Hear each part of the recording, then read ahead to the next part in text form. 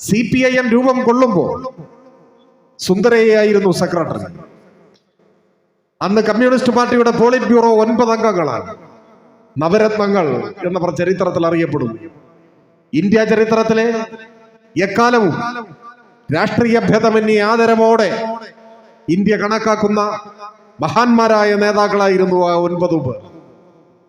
Secretary Sundarayya, Basavapunnaiah, EMS, AKG, Jyoti Basu, Pramod Das Gupta, Harkishan Singh Surjeet, BT Ranadive, Ramamurthy. ഇതാണ് ആ 9 പേർ.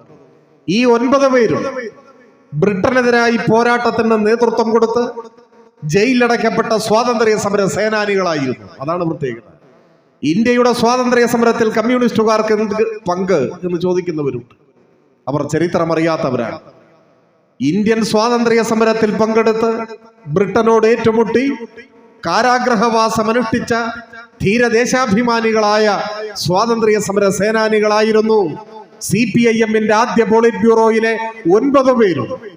അതിൽ 12 കൊല്ലം ജയിലിൽ കിടന്ന ആളായിരുന്നു AKG സുർജിത്ത്. ആ 9 പേരും കൂടി അനുഭവിച്ച തടവ് ശിക്ഷയുടെ വർഷങ്ങൾ കൂട്ടിയാൽ 60 കൊല്ലം വരും.